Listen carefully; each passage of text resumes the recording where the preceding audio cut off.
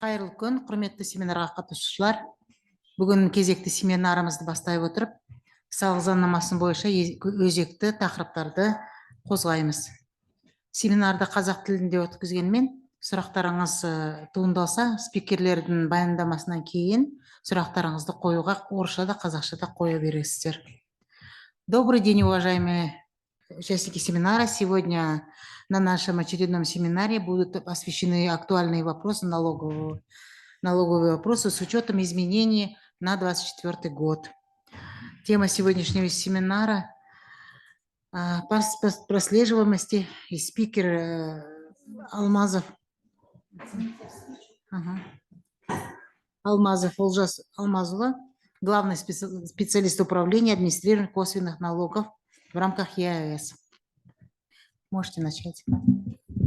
Добрый день, уважаемые налогоплательщики, коллеги. Сегодняшней моей темой является паспорт прослеживаемости. Полагаю, данная тема является очень даже актуальной, в частности, для налогоплательщиков, которые экспортируют товары в страны ЕАЭС. При присоединении к Всемирной торговой организации Республика Казахстан взяла на себя ответственность перед странами ЕАЭС создать систему учета товаров, по которым были применены пониженные ставки ввозных таможенных пошлин и принять необходимые меры по недопущению вывоза на территорию других государств-членов ЕАЭС товаров. Реализация данного обязательства порядок для перемещения в рамках ЕАЭС товаров, включенных в перечень товаров, в отношении которых Республика Казахстан в соответствии с обязательствами, принятыми в качестве условий присоединения к Всемирной торговой организации, применяются ставки ввозных таможенных пошлин более низкие по сравнению со ставками пошлин единого таможенного тарифа Евразийского экономического союза и размер таких ставок пошлин. В качестве товаросопроводительного документа признается бумажная копия электронного счета фактуры, которая заверяется печатью территориального органа Комитета государственных доходов Республики Казахстан, Министерства финансов. Республика Казахстан система учета создана на основе информационной системы электронных счетов фактур. Модуль распределяет документы по 4 коридорам: зеленый, синий, желтый, красный, в зависимости от происхождения товаров и его истории. Попавший в зеленый коридор, в случае экспорта без внесения изменений в данные, в синий коридор, в случае экспорта с внесением изменений только в части конвертации между единицами измерениями, в желтый коридор, в случае экспорта без внесения изменений в данные и наличия сертификата о происхождении товаров, коридоры паспорта система заверит автоматически, подписывает система ЭЦП и присваивает статус заверено в ИССФ. Попавший в красный коридор, изменение наименования товара, оформление СНТ без применения виртуального склада и прочее, требует проверки сотрудника территориального органа государственных доходов по аналогии с действующим порядком. При этом прохождение по красному коридору не является нарушением законодательства, требует лишь дополнительное внимание инспектора ОГД. На основании вышеизложенного паспорт прослеживаемости – это информационная система в электронных счетах фактур, который формируется при выписке электронных счетов фактур на основании сопроводительных наклеек на товары по товарам из перечня изъятия Всемирной торговой организации. Более того, за незаверенный СФ по товарам, которые входят в перечень изъятия, предусмотрена административная ответственность согласно части 5 статьи 280 прим. 1 по ПРК, по которым влечет штраф в размере 50 месячных расчетных показателей. Если вопросы будут? Если вопросы будут в конце, после доклада всех спикеров, можно будет задать. Следующая тема семинара – это вопросы всеобщего декларирования, мобильные приложения ЕС-Алхазамат, мобильное приложение и мобильные переводы. Так, уважаемые налогоплательщики, слышно? Уважаемые налогоплательщики, слышно, да? Сегодня тоже одна из актуальных проблем, тем – это всеобщее декларирование. Вот на слайде сейчас, пожалуйста, Ильяс, второй цели и задачи. Я вам, конечно, сейчас читать не буду, это будет неинтересно. Вы смотрите, вот слайд номер 2, цель и задачи. Для чего? Если так посмотреть, это снижение уровня коррупции теневой экономики. То есть ваши расходы должны с доходами совпадать, если чисто по народу, ну, в смысле, чисто так сказать.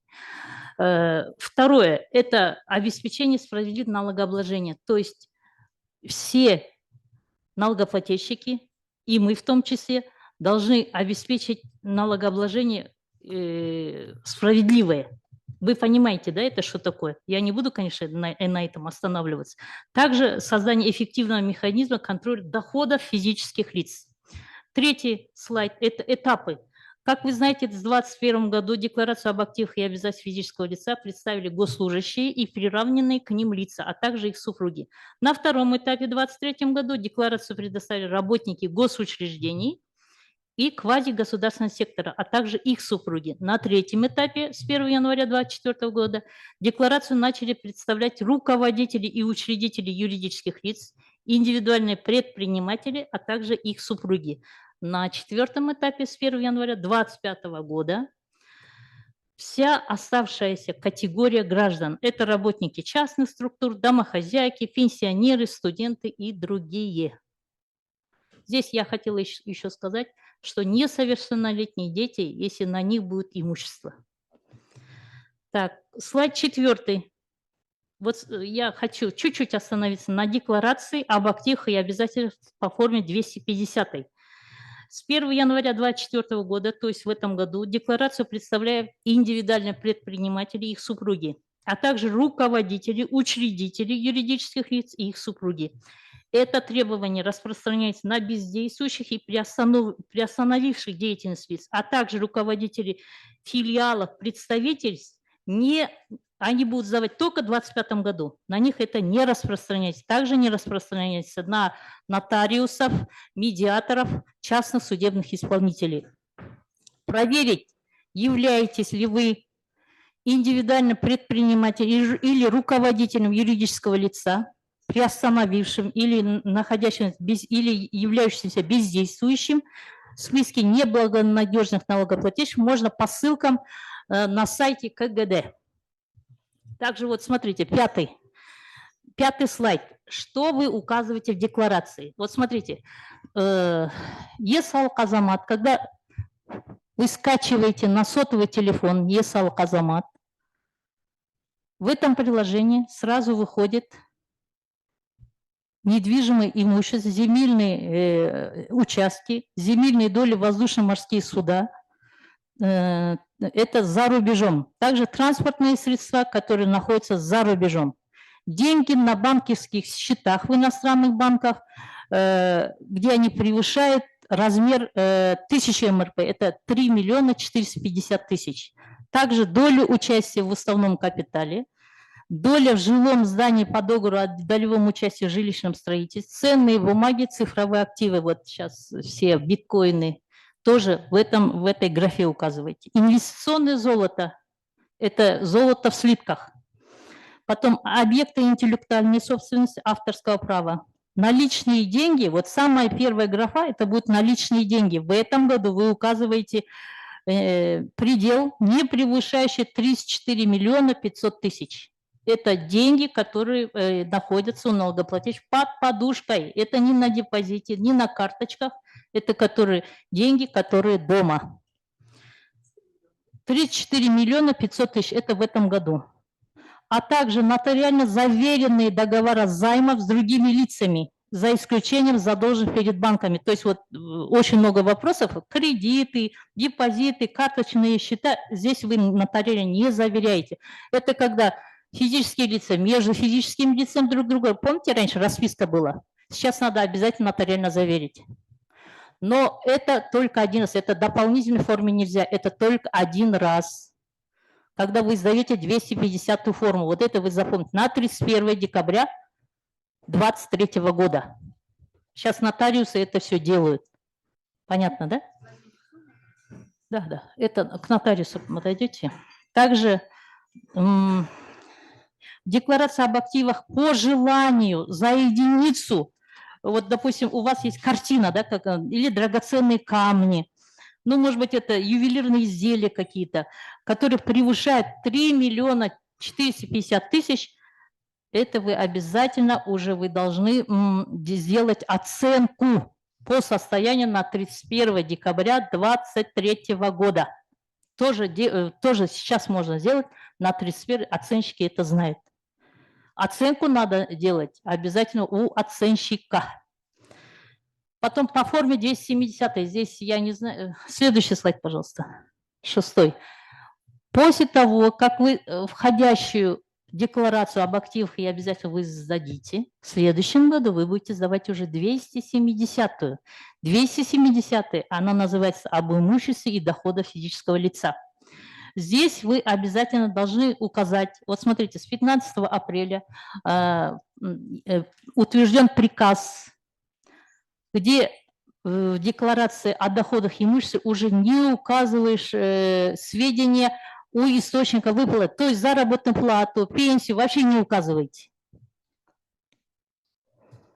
Для госслужащих о доходах и обязательствах в 270 обязательно надо указать то, что вы приобрели, и источники покрытия. Для других лиц нет, это не указывается. Потом ценные бумаги, которые вы зарегистрировали за пределами, инвестиционное золото, доля участия, вот это дебиторство, все, имущественный доход, самое главное имущественный доход. То есть если вы вот в аренду, да, девушка, вы сказали, вы сдаете в аренду квартиру, вы, если не создали еще ИП, можно не создавая ИП, 10% платите в конце года, то есть раньше 240-ю все заполняли, сейчас 270 все указываете. Даже если вы купили менее года и продали квартиру, машину, то же самое. Указывайте все 270. Там есть графа имущественный доход. Вы поняли, да? Ну, это потом мы еще раз остановимся. Я думаю, можно вопросы. Все, я на этом закончила. Спасибо за внимание. Ну, сегодня еще есть одна тема. Если будут вопросы, можете задавать по ней. Да, есть вопросы, можно? Вопрос есть, можно? Я руку подняла. Конечно, давайте. А скажите, пожалуйста, вот такой момент касательно 270-й формы. Если, допустим, мне надо указывать пенсии, зарплаты, то эти граждане 270-ю форму, получается, могут не сдавать? Смотрите, сейчас рассматривается вопрос, в 2025 году, возможно, кто получает заработную плату, просто одну заработную плату или живет на пенсию, просто на стипендию, они, возможно, не будут сдавать вообще 270. 250 это все сдают, это как входящее, а 270 не будете сдавать. Но я не могу это утверждать, пока мы не примем налоговый кодекс в 2025 году. Вот тогда будут изменения, тогда мы все и посмотрим. Хорошо? Спасибо. Ага. По предыдущим темам, если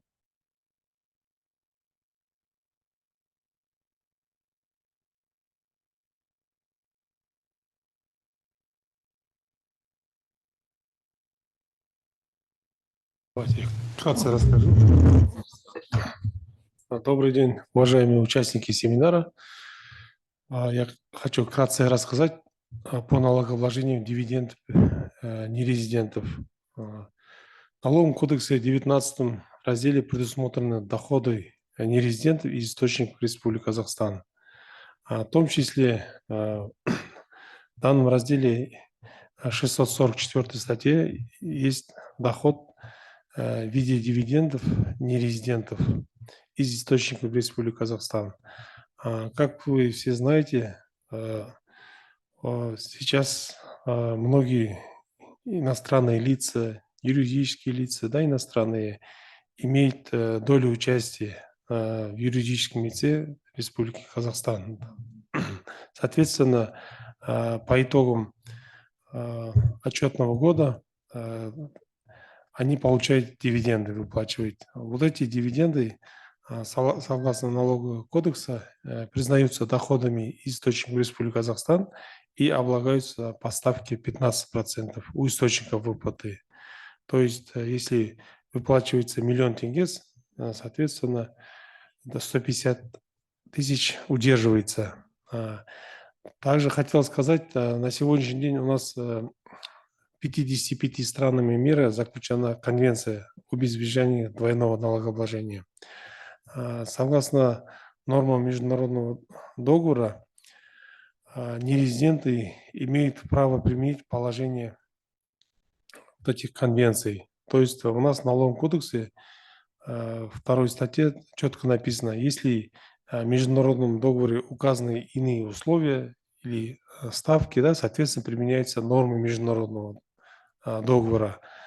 Во всех, в основном конвенциях дивиденды облагаются по ставке 10%. То есть у нас по налоговому кодексу 15%, по конвенции 10%. То есть мы можем, Республика Казахстан может претендовать на 10% по международному договору. То есть в случае применения конвенции, соответственно, применяется 10%, 5% освобождается. Для применения нормы международного договора там существует два порядка. Упрощенный порядок, первый порядок, и путем проверок. То есть в первом случае налогоплательщик, нерезиденты предоставляют нашему налоговому агенту, налогоплательщику, который выплачивает доход, сертификат, подтверждающий резидентство. На основании данного документа наш налогоплательщик освобождает. Данные вот эти выплаты, освобождения и вот это удержанный налог отражается в форме 101.04. Форма предоставляется ежеквартально, как обычно, но за четвертый квартал предоставляется до 31 марта по итогам года. И, соответственно, здесь сертификат резидентства тоже должен предоставляться не позднее 31 марта следующего зачетным годом. То есть сейчас наши налогоплательщики, налоговые агенты могут применить положение конвенции с учетом, что нерезиденты предоставить им до 31 марта. А раньше у нас в налоговом кодексе был другой порядок, то есть в момент выплаты необходимо было предоставлять сертификат. То есть сегодня наше юридическое лицо выплачивает, например, дивиденд, у него должен быть сертификат уже на руках. На основании этого он применил конвенцию. Там очень много жалоб, это предложения поступали от налогоплательщиков, что они не успевают оттуда получать эти документы. Соответственно, сроки продлили, соответственно, у налогоплательщиков есть там больше года получить эти сертификаты. А потом второй момент – это путем проверки. То есть, если сертификат не предоставляет, налог удержанный перечисляется в бюджет, а потом нерезидент подает налоговое заявление на возврат. Потом наши аудиторы проверяют, действительно ли была выплата удержания налога. Соответственно, если все подтверждается, это все возвращается с бюджета. То есть это два порядка. Вот эти моменты хотел сказать. Потом у нас также хотел дополнительно сказать, мы, Республика Казахстан, еще является участником международного договора, это МЛА называется, сейчас это более 25 стран туда входит. Суть МЛА, то есть все вот эти конвенции 55 странами мира, да, они основываются на конвенциях ОСР, Организации экономического сотрудничества и развития, то есть основана на эти конвенции. Но видите, сейчас современные сейчас терминологии появляются, разные доходы появляются, соответственно, вот этот МЛА внесли изменения вот по новым терминологиям. Здесь, например, есть моменты, здесь это, например, здесь я хотел сказать, вот аффилированность рассматривается. Если это выплачивается аффилированным компаниям, то это тоже рассматривается в качестве дивидендов. То есть, например, по международным конвенциям это не рассматривался как дивиденд, да? А здесь по новому МЛА, здесь он рассматривается как дивиденды. То есть тоже надо обратить внимание. Если вопросы есть, то, пожалуйста. Потом также хотел сказать, вот перечень стран, с которыми заключены конвенции, размещены на сайте Комитета госдоходов. КГД-КЗ. Там можете посмотреть. Также там имеются образцы сертификатов резидентства. То есть на сегодняшний день у нас это в городском департаменте создано управление международного налогообложения. Оно уже больше 3 месяца существует.